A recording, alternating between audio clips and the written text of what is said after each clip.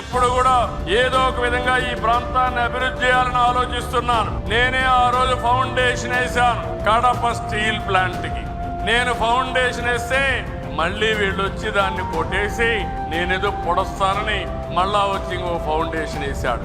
ఇవన్నీ కూడా మీరు ఒకసారి చూస్తే ఇలాంటి లేనిపోని చేసి అసలు ప్రాజెక్ట్ లేకుండా చేసే పరిస్థితి తీసుకొచ్చారు.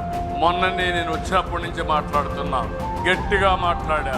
ఈ రోజు మీకు హామీ ఇస్తున్నా, కడప మహానాడులో ప్రతినిధుల మహాసభలో మీ అందరికీ హామీ ఇస్తున్నా, 10 రోజుల్లో కడప స్టీల్ ప్లాంట్ పని ప్రారంభం అవుతుందని అనౌన్స్ చేస్తున్నా.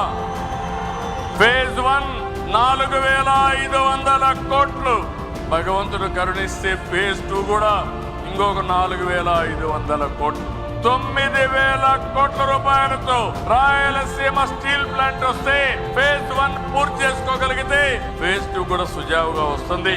మొన్నే జిందాల్తో మాట్లాడా, నేను ఒకటే చెప్పాను, ఇంకా ఏమాత్రం కూడా డిలే కాకుండా జూన్ 12వ తారీఖు ఈ ప్రభుత్వం వచ్చి 1 సంవత్సరం అవుతుంది. అంత లోపలనే మీరు ప్రారంభించండి. అవసరమైతే నేను కూడా వచ్చి కొబ్బరికాయ కొడతాను తప్ప మళ్ళీ ఫౌండేషన్ అయ్యను, మళ్ళీ నేనే వచ్చి ఇనాగరేషన్ చేస్తాను, ప్రారంభం చేస్తానని చాలా స్పష్టంగా చెప్పాను.